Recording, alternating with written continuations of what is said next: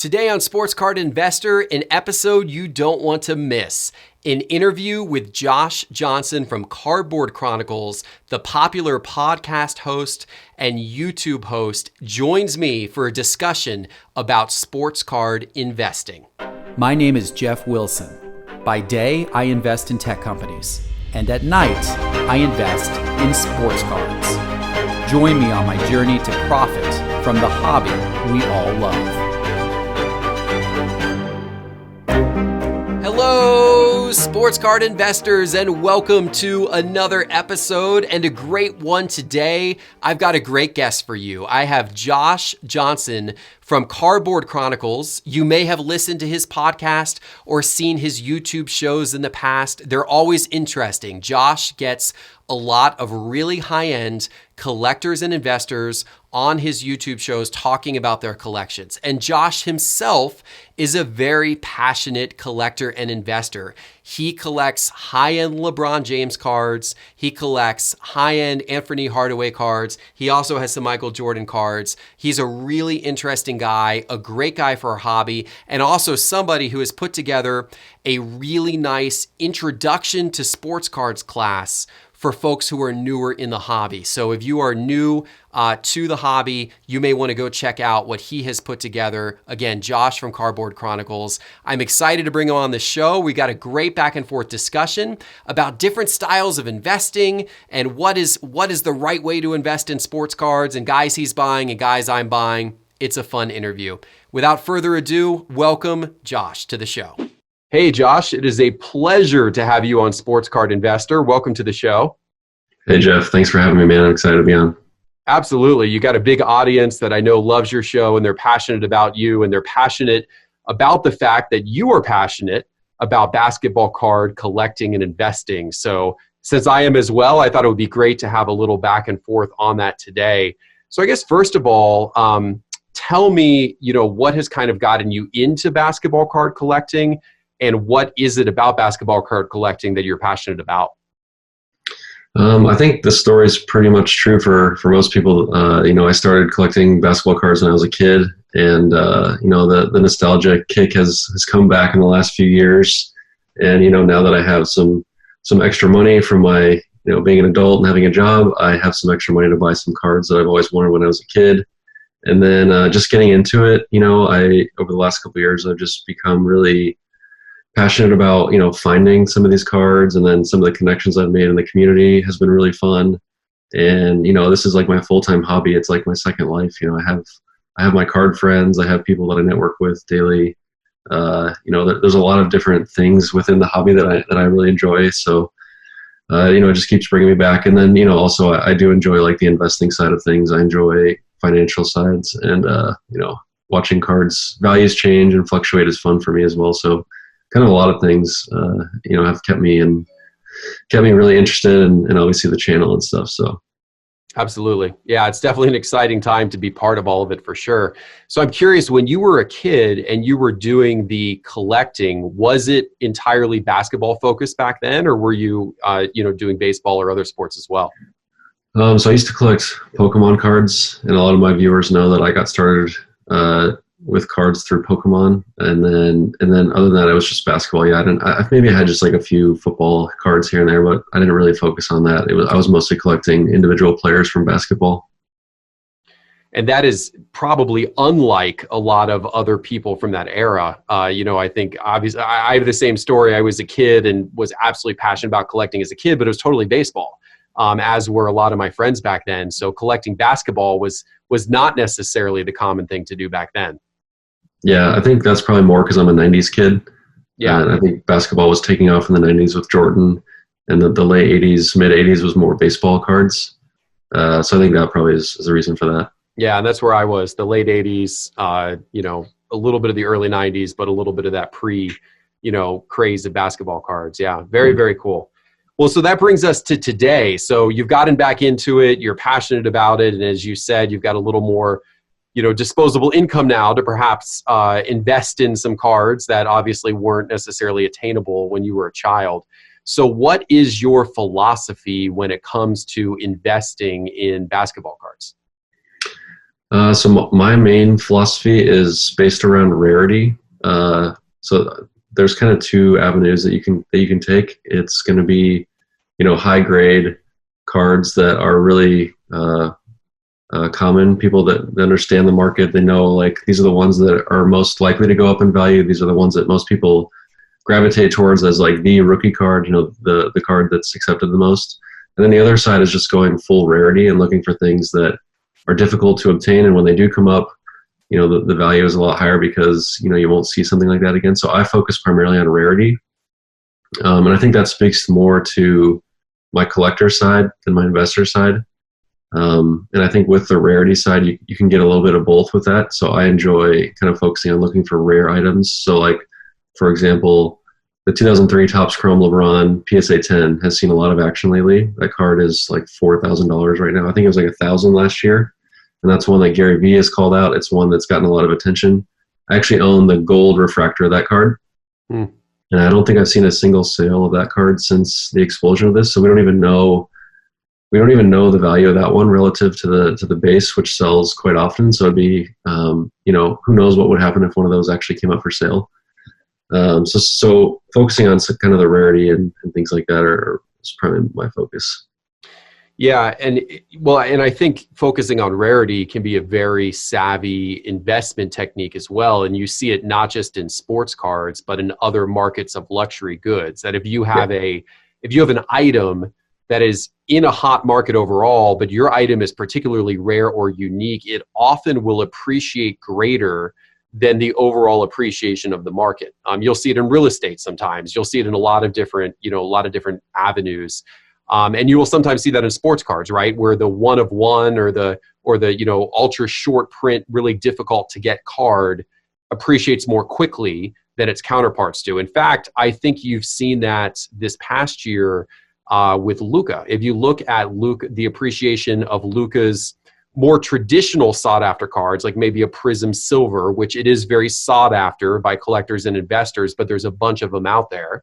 And you compare that to some of his, let's say his National Treasures cards. The prices on the National Treasures cards have gone up an incredible amount. And even though his Prism Silvers have gone up a lot as well, the National Treasures cards from a percentage standpoint have surpassed it because of the extra rarity that those cards have and how sought after that small supply now is. Yeah, and I think you see people usually ask me like, should I buy, let's say I have $5,000, should I buy 4 silver prisms or should I buy, one $5,000 like Blue Ice or something numbered to 99? I would always tell that person to go and just invest that in one bigger card because like you said, it'll usually see better appreciation over the long term. Yeah, I would agree with that. As long as you're certain that's the player you want to be putting your money into, right? Obviously, the challenge there is you're taking a big gamble on one particular big card of the big player. Yeah, and it's not as liquid, right? The silver prisms are like the most liquid card in the market right now. Correct. It's not going to be as liquid. And if the player, if the perception of the player kind of softens, it also, potentially puts you up for a little bit more risk. Yeah. But that said, as you said, if you pick the right player and you get that extremely rare card, then that's actually a wonderful investment vehicle. Yeah, I think the reason I focus more on the rarity is because I'm a little bit more protected around picking the right player because I primarily only am picking guys that are established and have their careers kind of set in stone. So that kind of allows me to pick more rare cards and not have to worry as much. But yeah, that's definitely something to consider. So let's talk about that aspect of it. You just mentioned, you veer towards the more established players. Obviously, you mentioned LeBron, obviously a very good example of that. Why is that the way you go versus what a lot of people are doing in the hobby these days? And what I talk a lot on my show about, which is, chasing Zion or chasing Ja or chasing whomever the, hot new rookie of the class is. Yeah. I think the first answer is just that I collect players that I enjoy watching, and LeBron happens to be my favorite player. I also collect Anthony Hardaway cards, and he hasn't proven to be the best investment of all time. But so I definitely lean more towards LeBron because he's the better investment, and because I'm spending so much money on these cards that it's smarter for me to end up going in LeBron cards, and it's proven to be a good investment so far. I could do more of the the younger guys, the prospecting. It's mostly just that when I think about the long term of a prospect or a younger player, it seems like more of a gamble to me. And what I mean by that is when you're picking somebody in the long term, it feels like they either go up really high into like LeBron, Jordan, Tom Brady stratosphere, or they eventually just like go down to zero at a certain point. Because what ends up happening is people eventually lose interest in a player and they just start to like over time plummet. There's so many examples of this. Blake Griffin is a great example. In 2009, his cards were super hot. Everyone was buying him. His cards were going through the roof. Now his cards are extremely cheap. Yeah. And it's not like he's a bad player today. He's averaging a lot of points. He's still like high rebounds, high assists. He's having a bad year this year, but it's just that people eventually moved on and like figured out he wasn't going to be the next LeBron, right? He's not going to win championships. Same with like Russell Westbrook. We know he's not going to win championships. Paul George. There's so many guys like that their prices of those guys are much lower than some of these younger guys, and they're established. They're multi-time All-Stars. They've been on great teams. They've been to the playoffs. They've been in these great battles, but why are their cards so much cheaper than these younger guys? Yeah. No, that makes total sense. I very much agree. But I think it comes down to kind of a philosophy and a style, right? If you're going to be buying some of the more established, all-time players, as you're talking about, those are guys you're going to buy and you're going to hold. It's much like buying, if you're investing in, the stock market, it's buying stocks for long-term hold, for long-term appreciation, buying into a mutual fund that you're going to sit on, an index fund that you want to sit on for 10 or 20 years because you feel like, the overall index is going to be really strong, or in the particular stocks that are inside of it are going to be really strong. Whereas if you're buying the guys in the near term, that's more of your small cap stock or your biotech stock or whatever your hot stock of the day is, that has the opportunity to go up, 2, 3, 4, 500% in a matter of months, if you or even less, obviously, if you pick the right guy and get in at the right time. But at the same time, as you pointed out, a lot of those stocks or a lot of those cards in that higher risk category end up eventually going down to maybe not zero, but close to zero compared to maybe where the market is on some of them today. So those are cards that, because you're kind of playing the short-term stocks, you're having to like be fairly active in watching the prices and being able to react quickly. Is that true? You do, absolutely, 100%. I mean, for example, a great example right now is Damian Lillard. I mean, the guy's been absolutely on fire, the past few weeks in the NBA. And I was just looking today, and his card prices are up 200%. His Prism rookie card, PSA 10s, are up 200% over the last 30 days. So, the jump there, and his cards have been out for a while. Those aren't even, he's not even this year's rookie or last year's rookie or the year before rookie. His cards have been out for quite some time, but that type of jump can happen really quickly, and it can also reverse itself really quickly as well. So when you jump that much, are you selling everything fast? So that's a great question, right? And so that's one of the big questions that people ask is like, okay, well, what's the strategy with selling, right? And that's an excellent question to ask. I think if you're in the game of you're looking for opportunities to buy into cards and to sell the cards in a relatively short period of time, hopefully for profit, then I like to recommend setting a target price where you would like to see a card get to. And if it gets to that point, to consider selling. Now, others, I was on a podcast recently with Dr. James Beckett, the founder of Beckett, and he was saying he didn't like that strategy because he feels like that just kind of removes all of the context of the situation. He's like, the reason why a player who you bought into at a low price has tripled over the course of 6 months is because they have shown some type of incredible promise. So why would you then want to just sell out artificially right when they hit the triple point? Because that's the point you set when you bought the card, where you said, I'd be willing to sell out. And he's like, why do you want to sell out then and not have the context of being able to make a decision?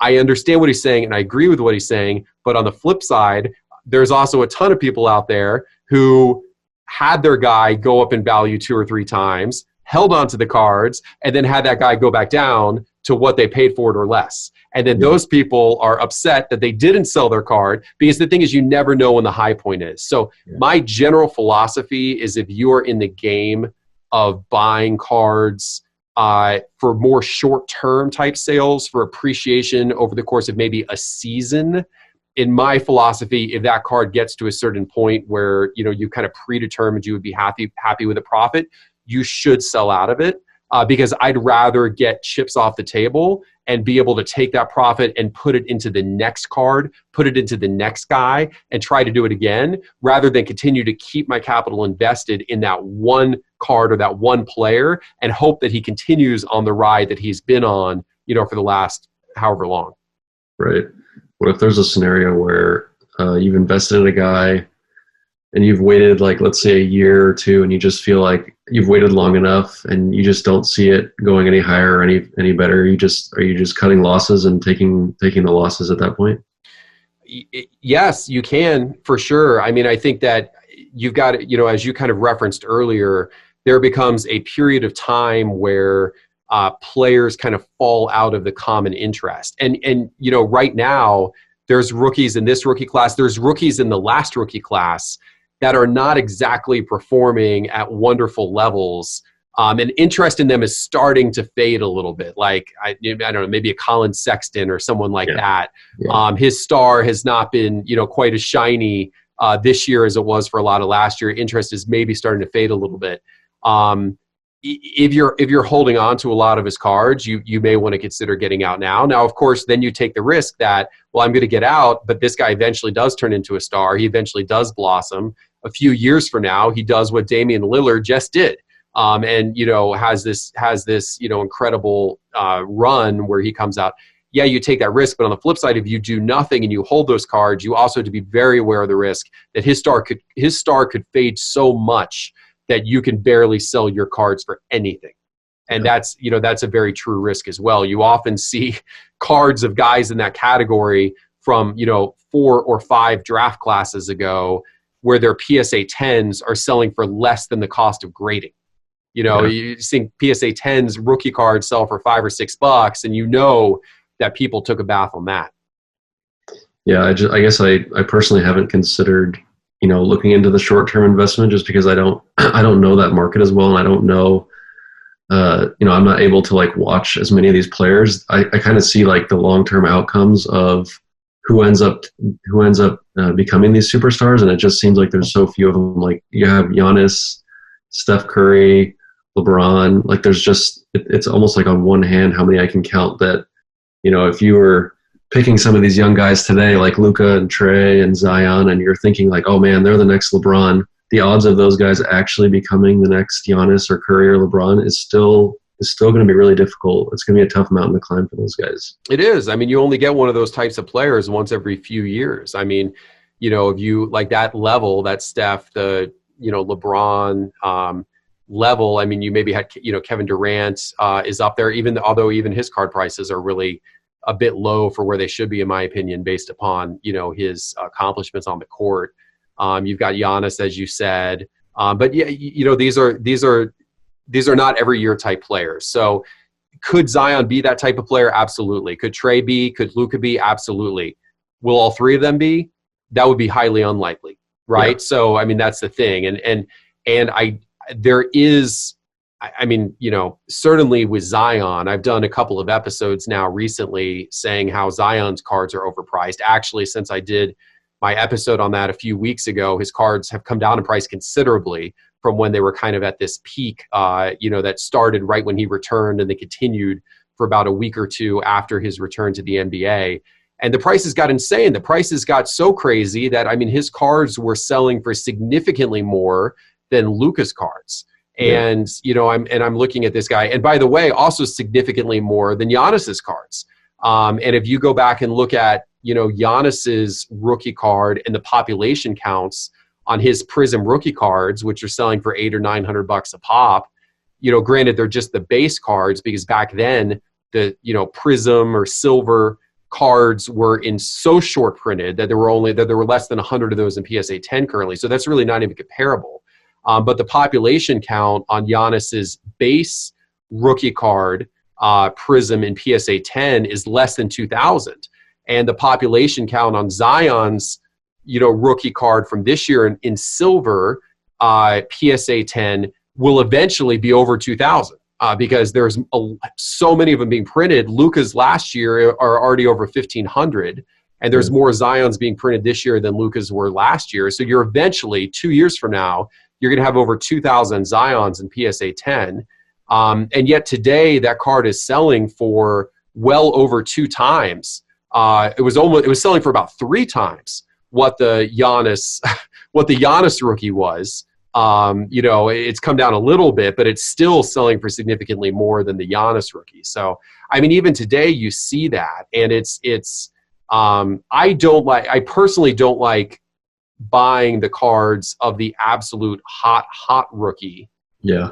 When they're hot, because that generally is a difficult game to play. I like more looking for value players. I like looking for guys that are not necessarily the top guy that everybody's chasing, but who's the next guy down in the draft class who people aren't paying a lot of attention to, but maybe they should be. This year we've seen, guys like Shai Gilgeous-Alexander and Michael Porter Jr., who were last year obviously part of that rookie class, but they were nowhere near as talked about as, Trae Young or Luka Doncic. They went very under the radar. But then this year they've really started to emerge, and their prices have shown a ton of increase this season. And so, guys like that are guys that I like to try to zero in on whenever possible. Yeah. Another thing that worries me about the young guys is I feel like you have like hordes of people, especially on Instagram, that are trying really hard to make that player's cards more valuable. Mm-hmm. I won't call it like pump and dump, but it just feels like, people will be like, after one game of 50 points or 40 points, people just go nuts. And if you think about like guys like LeBron and Michael Jordan and Giannis, those guys put up those numbers every single night for 15 years, and they do it in the playoffs. So to see like one night of a big game and jump all over it, like that seems really risky to me to want to jump into something like that. And I get your point of like wanting to buy, guys that aren't hyped right now. And I think that's definitely a great asterisk to put on it when you're buying young guys, is make sure you're not buying when they're at their peak hype and when they have that huge game and everyone's talking about them, right? Because the sustainability of that is going to be the hard part. It is. Now the flip side though is that it's a lot of fun, and I enjoy kind of that sport aspect of sports card investing. I mean, one reason why I like looking at a lot of the younger players and the second year players and trying to figure out where value is because it's a fun game to play. Buying a bunch of LeBron cards, that's a lot safer. It can also be more boring depending on your perspective. Now, of course, your perspective is different. Your perspective is that you're chasing these rare cards and that it's a thrill for you personally to buy this LeBron card that you've been after. And I totally get that. And I totally, respect that. But there's there's almost kind of a daily fantasy sports element to what's happening in the sports card world with with people who are chasing the rookies and the second year players, and they're watching the prices jump from, $50 for this guy. And then, 2 months later, it's $120. And, that there's that kind of, excitement. The people who overreact over the 140-point game, which by the way, 100%, they absolutely do that. But the people who are doing that and you're seeing the prices go, it's not a lot different than like daily fantasy sports, really. It's almost become a little bit of a stock market for players, which I think is kind of a fun and fascinating aspect to it. Yeah, this discussion is my favorite part of cards, and this is like what my whole channel is based around, is just like the differences that the differences in how people collect and the avenues they choose to pursue. Because within cards, there's so many different avenues. Like in stocks, you basically have buy the stock, hope it goes up. There's different variations of long-term stocks, your Amazons and Apples, short-term. But there's not really any other goal other than to make money. And with cards, there's so many different goals that you can set for yourself. It may be like building a player collection. It may be obtaining a certain set. It may be making money. There's so many different ways to get involved in cards. And I think that's what's I think that's why we're seeing so much popularity with it. Is there's almost infinite ways that you can get involved and enjoy it. I agree. And you know, that's one really important thing about this hobby, whether you're getting in it from a collecting standpoint or an investing standpoint, you know, do what you enjoy. Yeah. And whatever sport you want to go after, whatever players you want to go after, whatever approach you want to take, do what you enjoy. You know, there's money to be made in this for sure. And, you know, that's obviously what I talk about on my show, but there's money to be made in a lot of things, right? I mean, you can, there's a lot of different, you know, ways you can invest, or businesses or real estate or stocks or whatever you want to do to try to make money. So this is just another opportunity, but it's an opportunity that, in my opinion, it can be a heck of a lot of fun, and a lot more fun and enjoyable than those others. So if you're choosing this mechanism to invest and make money because you also find it fun, then make sure you have fun, you know, by going after the guys you want, the sports you want, the cards you want.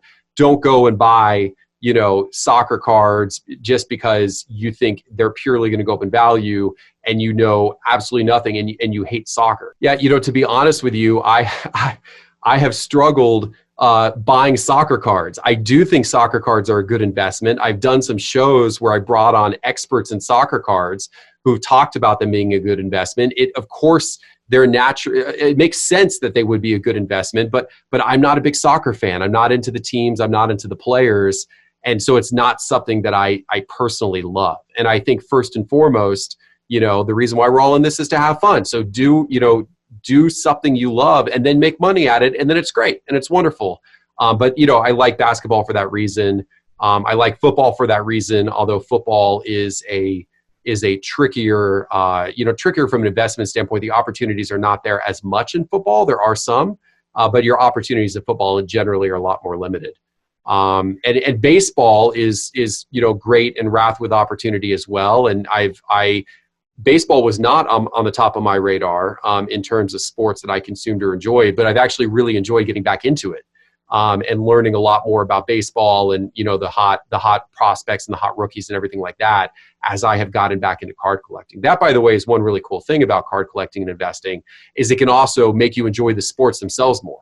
It can draw you back into the sports more. And I'm lucky because I'm here in Atlanta, and we've got the Braves have a lot of great young players. Who players are chasing their cards. You know, the Hawks have a lot of great young players that people are chasing their cards. Maybe not the Falcons, maybe not as much, but you know, the other teams. So that's cool because it enjoys my experience watching the Braves games or watching the Hawks games, knowing that I'm also investing in some of the cards of some of their players. Absolutely. Well said. Cool. Very cool. Well, so yeah, obviously I know a little bit about your philosophy, and it makes a lot of sense. So you mentioned LeBron, so a lot of focus on LeBron. Are there other guys you are focused on outside of LeBron that you're buying, or you really LeBron is kind of your main guy right now? So another thing you could do, which is what I do, is I will try to find different sets that LeBron is in that may not have the attention that other sets do right now. So for example, like for a while I was buying a lot of Galactic cards.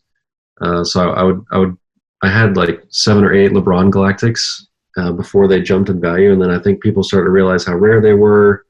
I started to talk about them more. And then I think, people understood what they were more.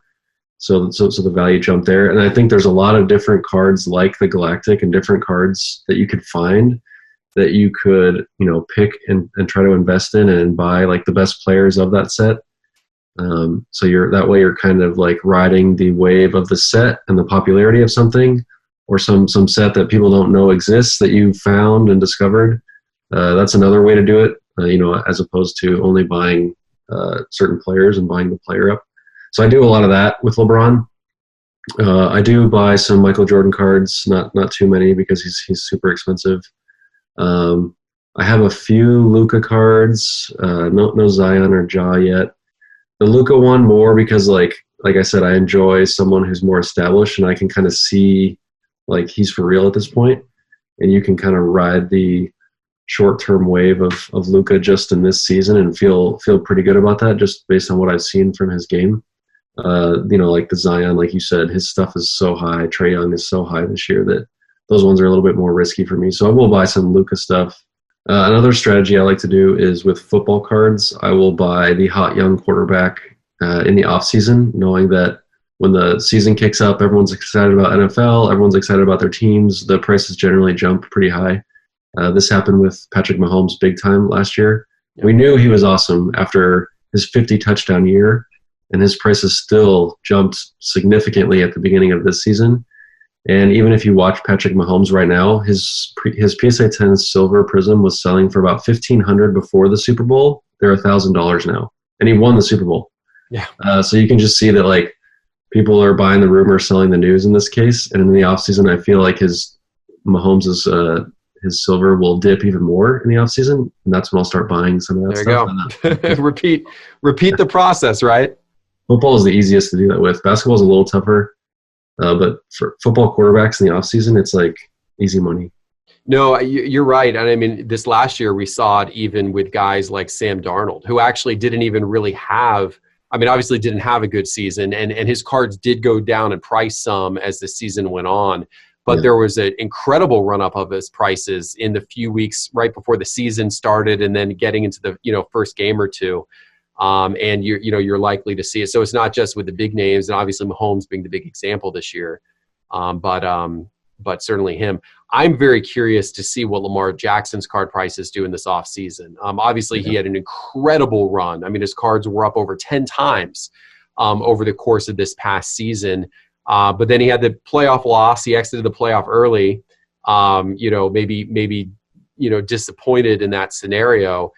Honestly, a bit like Mahomes last season, and Mahomes got further in the playoffs last season, but lost in the championship game, and then in the off season, the prices all came down. If Lamar's prices all come down, I frankly think Lamar could be set up for the same type of run that Mahomes had this season. Yeah, so you can see that I kind of choose like the less risky. Like I'm not buying Lamar Jackson at the beginning of last year and hoping that they 10x. Like that's just not something that I did. But knowing that I've already seen him have an MVP year, I'll just now play the time game and wait for people to get hyped on him again at the beginning of next year. Yeah, which they probably will do. Yeah, okay. Very, very, very interesting strategy. I like that a lot. I've heard some of your episodes where you've talked about some other Jordan collectors who you've been able to interface with. I think you interviewed one, and then I heard you tell a story about at the National this past year, how you got to spend some time with a Jordan, or sorry, not a Jordan collector, I get LeBron collectors. I apologize. I think you met both, right? You met some Jordan collectors, but then you've also met some really high-end LeBron collectors. I'm sure being a LeBron collector yourself, that's probably a pretty kind of big thrill and maybe perk of doing the show, is that you get to see those types of collections. 100%, yeah. I won't call it the best part of having my own channel, but it's definitely a really nice perk because I am like I said, I hunt for the rare cards of LeBron. So when I see someone that has the really rare high-end stuff that you just don't see on eBay ever, that's the stuff that really gets me excited and stuff that I really enjoy seeing in person. Yeah, I can imagine. Yeah, that's very, very cool. Awesome.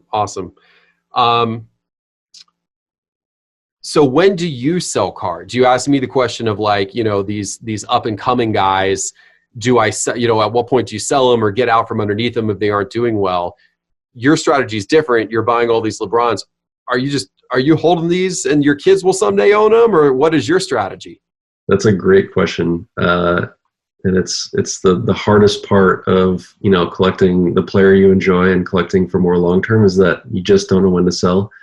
For me, I sell when I want to consolidate into something bigger. Mm-hmm. And my audience hears me talk about this a lot. It's a strategy that I've employed for the last year or so pretty heavily. I at one point had probably like 100, mid to high range LeBron cards, and today I think I have 15. So what I did was I sold a pretty large portion of my collection. I bought a LeBron RPA number 99, which is a massive card, very expensive, big time auction, lots of attention. So when I ended up working to acquire the LeBron, I didn't have to add in new funds. I was just selling off cards that I'd already owned. which is difficult for PC collectors because a lot of these cards, are so rare that once you sell it, a lot of times you're really never going to get a chance to get it back. So consolidation is really the only time that I'm going to sell, a card that I worked hard to get. Whenever you have the chance to get something bigger and better, that's really the only time I do that. Right. Yeah. I mean, that's obviously a great thing to do. Now, are you selling them on eBay? How when you've had to sell, big cards to get the next big card, how are you selling them? So my Instagram network is big enough where I can sell pretty easily on Instagram, and some of the stuff that I do have, and especially with the network that I do have, which is, I follow a lot of LeBron people follow me because that's generally what I post. So I've worked over time to build up my Instagram network to where people that follow me enjoy my cards already. Selling them is a little bit easier in that regard. Other than that, I will use Probstein or PWCC. I really enjoy their services. I think they provide amazing value. The card prices sell for more than I could, and I get a better rate. It's kind of a no-brainer in that aspect. I enjoy Probstein because their turnaround is a lot quicker. I send stuff, and I get paid sometimes within 2 weeks. That's pretty incredible turnaround for the value that they provide me. So I don't sell anything personally on eBay anymore. It's just a lot of hassle, like selling cards and shipping and dealing with returns and all the fees and taxes and messaging back and forth. Like, I just get tired of that. So I like to use services. Yeah, that's smart. I've used Probstein before, and I agree. If you're selling a high dollar card, unless you have some amazing reputation of following already built up on eBay, using a service like that makes a lot of sense. And of course, if you're able to sell it through your Instagram network, through some other means outside of eBay, even better, because then you're going to save the fees, which, can be pretty significant, obviously, when you're selling a really expensive card. So that makes a lot of sense. Cool. Josh, this has been wonderful. My final question for you, what advice would you give? What is the best single piece of advice you would give to maybe somebody who's relatively new, has come into the hobby not too long ago, and is looking at it from an investment standpoint? My biggest piece of advice is patience. I see a lot of people coming in looking for the quick flip, the quick dollar, and while that is possible, it's really difficult, especially not having any knowledge. We talked about in this interview how picking things you enjoy, picking things that you're knowledgeable about are very important. And with patience comes time. So, you and I have been doing this for a little while now, and you can attest that. And so, like, as with anything else in life, the more time you put into it, the better the results are going to be for yourself. So, be ready to put in time and effort into this thing and have patience. So that's my biggest advice. That's wonderful advice. Patience is great. Play the long game, even if you're more into buying and selling cards in the short term. Knowing that no one transaction or two transactions or five transactions should make or break you. And the way that the hobby has been going overall, there's a rising tide right now. So if as long as you are picking cards of players who are performing reasonably well, the tide is rising. And so if you are patient and you learn from your mistakes, and reinvest when you get the opportunity, and learn how to make wiser decisions as you go, hopefully that rising tide, along with a little bit of your own ingenuity and luck, will make this a wonderful investment experience for all of you out there. So wonderful. Josh, I appreciate it, man. This has been great. Thank you so much for coming on Sports Card Investor. Thanks for having me on, Jeff. This was fun. Take care. Hey guys, I hope you enjoyed that interview with Josh Johnson, and please do check out his Cardboard Chronicles podcast and YouTube show. If you haven't already, it is definitely worth a listen. Josh is a great guy. I was very happy to have him on the show. And I am also happy to say that my membership program and my Market Movers data tool is off to an outstanding start. Thank you to everybody who has signed up to be part of my membership program. We've got a great community growing in our private members only Discord channels, and a great community growing in our private members only Facebook group, not to mention the Ask Me Anything and the giveaways. There's a lot going on right now. If you are not part of it yet, go to sportscardinvestor.com and click on the membership link in the upper right. Again, go to sportscardinvestor.com and click on the membership link to learn all about it. Everybody, thanks so much for joining us for the show. I'll see you back in a couple of days for my next one. Take care.